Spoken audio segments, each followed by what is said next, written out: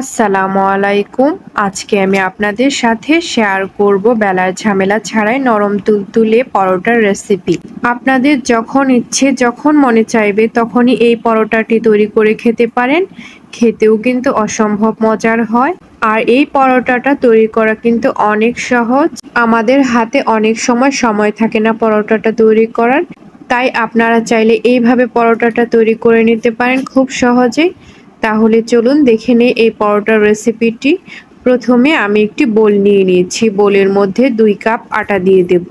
চাইলে আপনারা ময়দা ব্যবহার করতে পারেন আবার আটাও ব্যবহার করতে পারেন, এটা আপনাদের ইচ্ছে অনুযায়ী। আটা দেওয়ার পর আমি এইখানে 1 চা চামচের মতো লবণ দিয়ে দিচ্ছি। এর চেয়ে বেশি লবণ দেওয়ার প্রয়োজন নেই।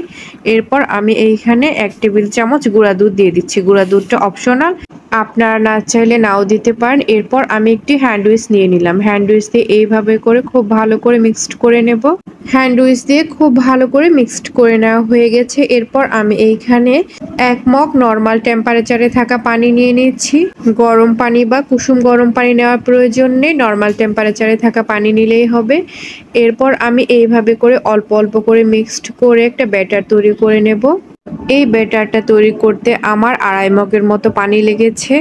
ব্যাটারটার কনসিস্টেন্ট এমন হবে, ঘনও হবে না পাতলাও হবে না। পারফেক্ট একটা ব্যাটার তৈরি হয়ে গেছে, দেখতেই পাচ্ছেন। আপনাদের যাদের ঘরে হ্যান্ড উইচ নেই তারা কাঁটা চামচ দিয়েও করতে পারেন।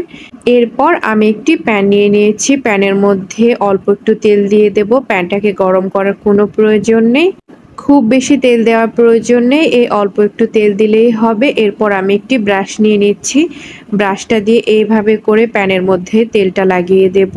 আপনাদের যাদের ঘরে এরকম একটি ব্রাশ নেই তারা ছোট্ট একটি কাপড়ের টুকরোর সাহায্যে এইভাবে করে তেলটা লাগিয়ে দিতে পারেন। এরপর আমি ব্যাটার নিয়ে এইভাবে করে দিয়ে দেব। এইভাবে করে দেওয়ার পর এইভাবে করে চামচটা চারদিকে ঘুরিয়ে ঘুরিয়ে রুটির মতো গোল শেপ দিয়ে দেব। চামচটাকে ডেবে দেওয়া যাবে না, উপরে হালকা করে এইভাবে করে রুটির মতো গোল শেপ দিয়ে দিতে হবে। গোল শেপটা দেওয়া হয়ে গেছে। এরপর চুলার আঁচটাকে মিডিয়াম হিটে রেখে রুটিটা তৈরি করে নেব। রুটিটা যখন এরকম হয়ে আসবে ঠিক তখনই উল্টিয়ে দেব। উল্টিয়ে দেওয়ার পর চুলার আঁচটা মিডিয়ামে রাখবো। মিডিয়ামে রাখার পর এইভাবে করে ভেজে নেব। এক পাশ ভাজা হয়ে গেলে অপর পাশ এইভাবে করে উল্টিয়ে পাল্টিয়ে দেব। এরপর রুটিটাকে এইভাবে তুলে তেল দিয়ে দেব। তেল দিয়ে খুব ভালো করে ভেজে নেব। এরপর তৈরি হয়ে যাবে পরোটাটা।